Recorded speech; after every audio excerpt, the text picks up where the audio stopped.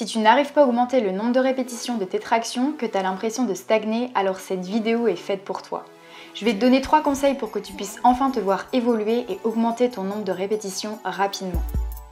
Si tu stagnes, c'est certainement pas une question de choix d'exercice, mais une question de méthode, de volume et d'intensité.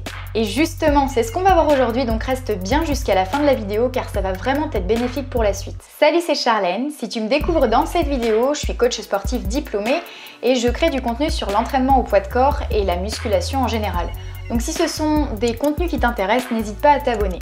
Et le premier conseil que je m'apprête à te donner, c'est d'avoir un volume croissant au fil de tes séances. Et qu'est-ce que ça veut dire? Ce qu'il faut que tu retiennes, c'est que tu dois avoir toujours un volume plus important de séance en séance. Et donc ce qu'il faut que tu calcules, c'est le nombre total de répétitions que tu vas réaliser sur un exercice. Donc par exemple, si tu réalises 4 séries de 5 répétitions de traction, au total, tu en auras réalisé 20. Et c'est ce chiffre qu'il faut que tu retiennes pour l'augmenter au fil des séances. Et ça doit être ton principal objectif. On a souvent tendance à suivre une programmation avec des répétitions, avec des séries qui ne changent pas au fil des séances.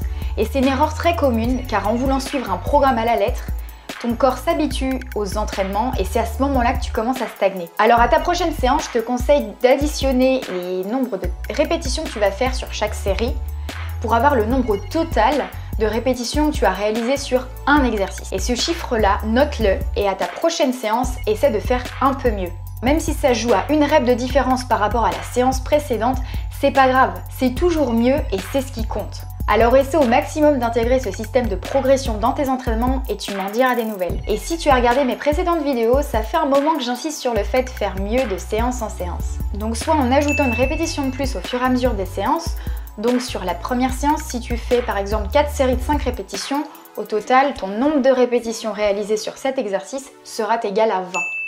Donc l'objectif, c'est que la séance numéro 2, tu fasses un petit peu mieux. Tu peux ajouter une répétition en plus, donc en faisant 6 répétitions sur ta première série, 5, puis 5, puis 5, ce qui fera un total de 21. À ta séance numéro 3, tu essaies de faire 2 fois 6 répétitions et les prochaines tu fais 5, etc. À chaque fois, ajoute une répétition de plus pour augmenter ton nombre total de répétitions sur ton exercice. Ou alors tu peux choisir d'ajouter une série au fur et à mesure de tes séances, mais en conservant ton nombre de répétitions. Donc par exemple, si tu commences par faire 4 séries de 5 répétitions à ta première séance, qui fait un total de 20 toujours, tu pourras faire 5 séries de 5 répétitions à la prochaine. Et donc là, ce qui fera un total de 25. La troisième séance, tu augmenteras encore d'une série. Et en fait, tu augmenteras ton nombre de répétitions réalisées sur un exercice de 5 à chaque fois. Donc tu seras en constante évolution. Et je te conseille à chaque fois de noter ton nombre total de répétitions réalisées sur un exercice quelque part. Pourquoi? Tout simplement parce que le fait de voir qu'on progresse de séance en séance nous pousse à aller plus loin. Et la motivation, c'est un facteur de taille contre la stagnation. Et là, on passe au conseil numéro 2, donc avoir un entraînement spécifique. Parce que si tu te concentres uniquement sur tes séries de traction, tu auras peu de chances de progresser rapidement. Il faudra que tu prennes du recul pour analyser tes performances et travailler sur tes faiblesses. Par exemple, si tu sens que tu as plus de mal à décoller à chaque traction, alors travaille sur la partie basse du mouvement, en faisant des scapula pull-up, donc juste en montant et en abaissant les scapulas.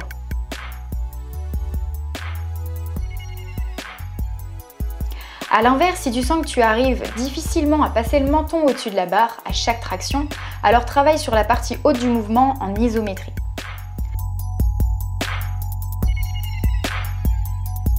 Et là, en l'occurrence, les muscles sollicités pendant une traction sont les trapèzes, le grand rond, le grand dorsal, les rhomboïdes.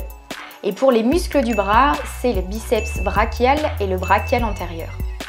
Donc tu auras tout intérêt à faire des exercices d'isolation pour avoir un plus gros volume sur ces muscles et les renforcer pour pallier à ces faiblesses. Tout à l'heure, je te parlais de prendre du recul sur tes performances. Donc à la prochaine séance, prends le temps d'évaluer tes sensations. Juste après avoir réalisé ta série de tractions, sur quelle partie tu as le plus de sensations? Tu ressens la congestion à quel niveau? Souvent, ce ne sont pas les muscles du dos qui nous empêchent de faire une rep de plus. Souvent, ce sont principalement les muscles de l'avant-bras qui lâchent en premier. Et dans ce cas, je te conseille vivement d'ajouter du reverse curl pour renforcer le long supinateur.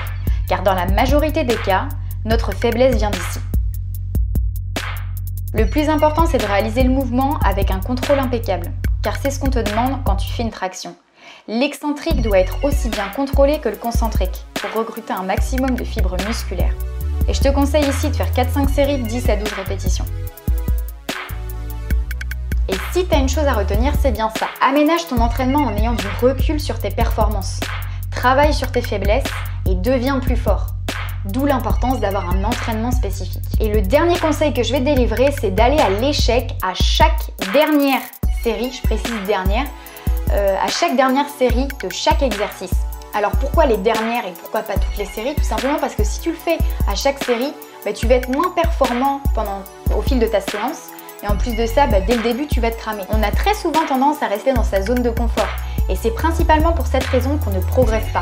Donc donne ton maximum à chaque dernière série. Je te mets au défi de tester à ta prochaine séance et franchement tu verras le changement rapidement. Et voilà, c'est la fin de cette vidéo. J'espère que ça t'a plu et que tu as appris des choses. Le dernier conseil que je vais te donner, c'est d'appliquer ces 3 conseils tout simplement. Et si on les reprend ensemble, c'est d'avoir un volume croissant de séance en séance, d'avoir un entraînement spécifique et donc d'aller à l'échec sur chaque dernière série. Et franchement, si tu appliques ces 3 conseils, tu vas progresser, c'est certain. Alors bien sûr, ces conseils peuvent être appliqués sur n'importe quel autre objectif. C'est vraiment des méthodes de progression. Et moi, vraiment, ça m'a permis de passer de 5 tractions à 11 en vraiment très peu de temps. Donc sois régulier, note tes performances et tu arriveras sûrement à tes objectifs plus vite que tu ne le penses. Et une dernière petite chose, avant de te quitter, j'ai enfin lancé mon activité en ligne. Donc si tu veux que je te coach, tu peux cliquer directement sur le lien dans la description et tu arriveras sur une page où je t'explique ce que tu peux travailler avec moi. Et donc je crée des programmes en fonction de tes objectifs. Donc si ça t'intéresse et que tu veux aller plus loin, n'hésite pas. En tout cas, moi je te souhaite bon courage pour tes entraînements et je te dis à bientôt dans une prochaine vidéo. Bye!